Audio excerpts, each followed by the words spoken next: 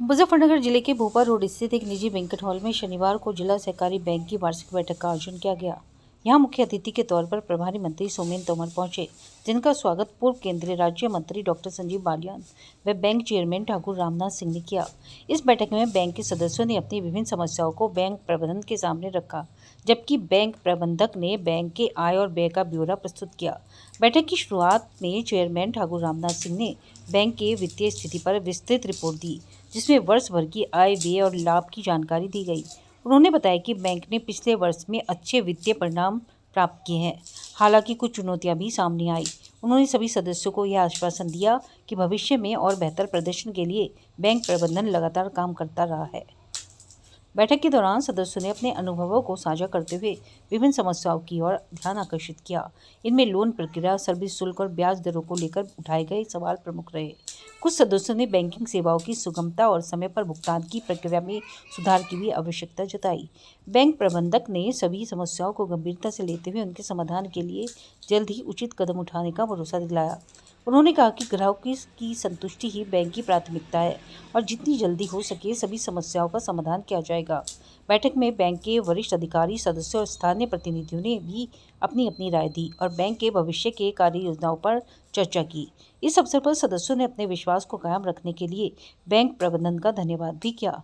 बैठक के समापन पर बैंक प्रबंधक ने सभी सदस्यों को यह सुनिश्चित किया कि बैंक आने वाले समय में और अधिक प्रभावी तरीके से काम करेगा और ग्राहकों की संतुष्टि सुनिश्चित करेगा। उन्होंने सभी से आगे भी सहयोग की उम्मीद जताई ताकि बैंक की विकास प्रक्रिया को गति दी जा सके। यहाँ मुख्य रूप से जिला पंचायत अध्यक्ष वीरपाल निगपाल, पूर्व विधायक अशोक कंसल, पूर्व विधायक उमेश मलिक, भाजपा के पूर्व जिलाध्यक्ष विजय शुक्ला आदि मौजूद रहे।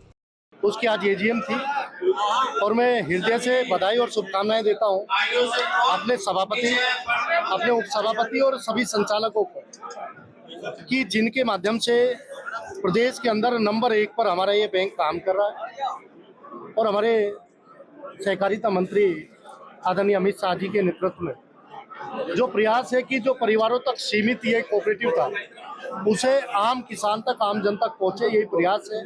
आदरणीय डॉक्टर संजीव बालियान जी और सभी वरिष्ठ नेता हमारे आज यहाँ पर उपस्थित हैं और हम लोगों की शुभकामनाएं कि रामनाथ जी के नेतृत्व में जिस तरह का काम चल रहा है ये हमारे मुजफ्फरनगर का नाम रोशन करेगा। आज अपने डिस्ट्रिक्ट कोऑपरेटिव बैंक मुजफ्फरनगर की 91वीं हमारी वार्षिक सामान्य निकाय की बैठक थी, जिसमें हमारे chief guest doctor Somendra Tomar ji, doctor Sanjeev Balyan ji सम्मानित शीर्ष पदाधिकारी रहे और दोनों जनपदों से किसान भाइयों ने लगभग 700-800 किसान थे जिन्होंने हिस्सा लिया।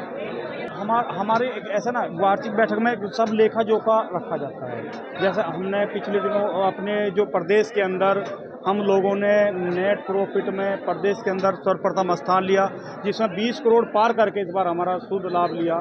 शुद्ध लाभ हुआ है 4300-4400 का हमारा टर्नओवर।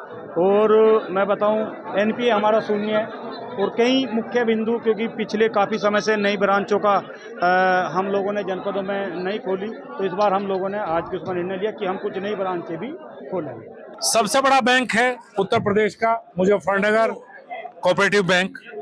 करीब 2300 करोड़ का व्यापार, 20 करोड़ से ज्यादा का शुद्ध लाभ।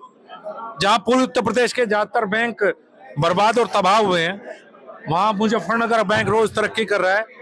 चेयरमैन, वाइस चेयरमैन, संचालकों को बहुत बधाई। ये बैंक बहुत बड़ा बैंक किसानों का और काम है, किसानों का बैंक है, किसान इसके मालिक है।